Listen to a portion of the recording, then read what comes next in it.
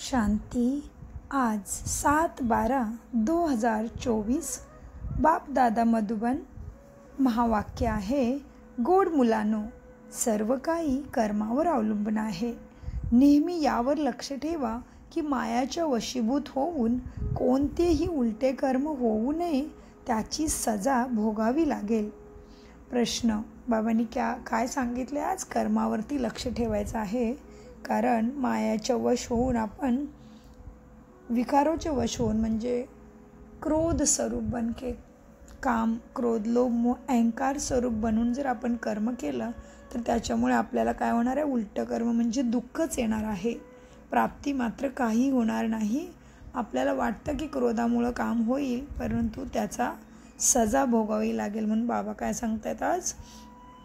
सर्व काही कर्मावर अवलंबून आहे. नेहमी यावर लक्ष ठेवा की मायाच्या वशीभूत होऊन कोणतेही कर्म उलटे होऊ नये, ज्याची सजा भोगावी लागेल. प्रश्न, बाबांच्या नजरेमध्ये सर्वात जास्त बुद्धिमानी कोण आहेत? उत्तर, ज्यांच्यामध्ये पवित्रताची धारणा आहे तेच बुद्धिमानी आहेत, आणि जे पतित आहेत ते बुद्धिहीन आहेत. लक्ष्मीनारायणाला सर्वात जास्त बुद्धिवान म्हणणार. तुम्ही मुले आता बुद्धिवान बनत आहात. पवित्रताचा सर्वात मुख्य आहे. पवित्रताच सर्वात मुख्य आहे. म्हणून बाबा सावध करतात, मुलांनो, या डोळ्यांनी धोका देऊ नये. बाबा सावध करतात, मुलांनो, या डोळ्यांनी धोका देऊ नये, याच्यासाठी काळजी घ्या. या जुन्या दुनियेला बघत असताना देखील पाहू नका. म्हणजे आजूबाजूला आपल्या खूप सगळे मॅटर्स चालू असतात. समाजामध्ये, घरामध्ये, आपल्या मनामध्ये बऱ्याच प्रकारचे विचार चालू असतात. तर बाबा म्हणत आहेत की ते सगळं काय होत आहे ते विनाशाचीच लक्षणं आहेत, आणि काही होतं आहे आजूबाजूला ते चांगल्यासाठी होत आहे. कारण त्याच्यानंतरच प्रत्येक मनुष्याचे कर्माची गती चुकतू होऊन, म्हणूनसाठी बाबा मुरलीमध्ये अनेक वेळा सांगतात, जे हो रहा है वो अच्छे के लिए हो रहा है. तो आजू बाजू में कितने सारे युद्ध का, हिंदू मुस्लिम युद्ध के मैटर्स चल रहे हैं, तो हम न्यूज़ देखते हैं, तो न्यूज़ के बाद हमारे विचार कैसे चलने लगते हैं. तो बाबांनी त्याच्यासाठी सांगितले की आजूबाजूच्या न्यूज पाहून तुमचं भलं होणार नाही आहे, तर त्याच्याकडे लक्ष द्या आणि आपल्या डोळ्यांना वगैरे त्याच्यापासून लांब ठेवा. कारण त्याच्यामध्ये आपलं काय कल्याण नाही, आणि ज्या गोष्टी घडतात त्याच्यासाठी जर मदत करायची असेल तर बाबांच्याच आठवणीमध्ये राहून, बाबांच्याकडून शक्ती घेऊन, बाबांच्या आठवणीच्याकडून शांतीची शक्ती, प्रेमाची शक्ती घेऊन दुनियाला जर त्याची किरणं जर पाठवली तर मात्र निश्चित सगळ्यांच्या दुःख लवकरच संपणार आहे. म्हणूनसाठी बाबा सांगतात, पवित्रताच सर्वात मुख्य आहे. म्हणून बाबा सावध करतात, बाबा आपल्याला गाईड करतात, आणि करायचं मात्र आपणच आहे. आणि बाबा काय म्हणतात? पवित्रताची धारणा ज्याची असेल तोच बुद्धिवान आहे. मग पवित्रता म्हणजे काय? तर मनसा वाचा कर्मणामध्ये शुद्धी असायला पाहिजे.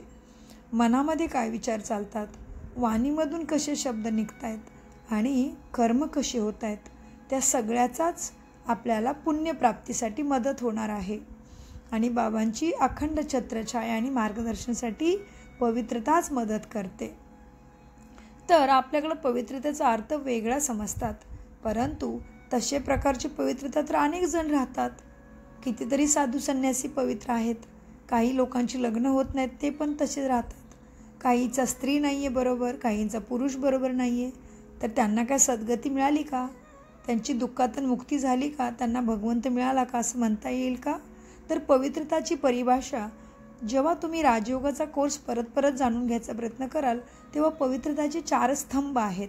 शुद्ध भोजन, शुद्ध विचाराची संगत, शुद्ध वाणी, आणि मग शरीरची पवित्रता त्याच्यामुळे येत असते. तर पवित्रता म्हणजे मन, वचन, कर्मामध्ये शुद्धी, दृष्टी, कृती, व्रती, समृद्धीमध्ये शुद्धी, स्मृती मला कशाची येत राहते, त्याच्यामध्ये माझे विचार कसे चालतात, मी भूतकाळामध्ये किती जातो, या सगळ्या विचारांचा आपल्या पवित्रतेवरती परिणाम होत असतो. आणि ह्या सगळ्या गोष्टी पवित्रतेमध्ये येतात. म्हणून बाबांनी सांगितलेलं आहे, पवित्रताची धारणा आहे तेच बुद्धिवान आहेत. म्हणूनसाठी पवित्रता सर्वात मुख्य आहे. म्हणून बाबा तुम्हाला सावध करतात, मुलांनो, या डोळ्यांनी धोका देऊ नये याच्यासाठी खूप काळजी घ्या. या जुने दुनियेला बघत असताना देखील बघू नका, म्हणजे आपल्याला कुठल्याही बाहेरच्या परिस्थिती बघून त्याच्यावरती विचार करत दुःखी होत किंवा काळजी करत किंवा कुठल्याही प्रकारचा त्याच्यावरती आपण प्रतिसाद न देता बाबांच्या आठवणीमध्ये राहणं, बाबांची पुस्तकं वाचणं, बाबांची मुरली परत परत वाचणं, तर आपल्याला निश्चित भाग्यप्राप्ती होईल आणि सगळ्यांच्या दुःखातून, सगळ्यांनाच दुःखामधून बाहेर पडण्यासाठी मदत होणार आहे.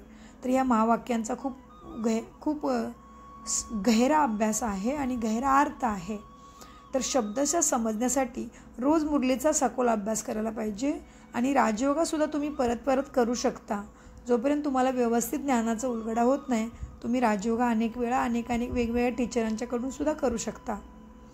बाबा सांगतात, नवीन दुनिया स्वर्गाचीच आठवण करा. म्हणजे बाबांनी दिलेला सुदर्शन चक्राचा अभ्यास किंवा तुम्ही यूट्यूबवरून वेगवेगळ्या कॉमेंट्री लावू शकता.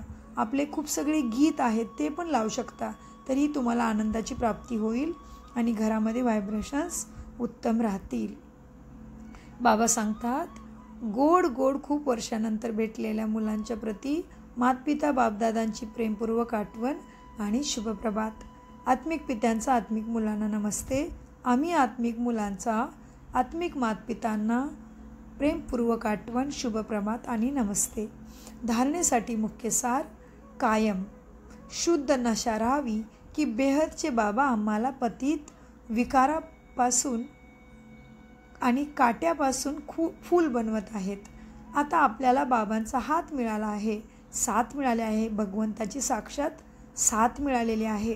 इतक्या मनुष्याच्या गर्दीतून बाबांनी मला निवडलेलं आहे देवपद देण्यासाठी.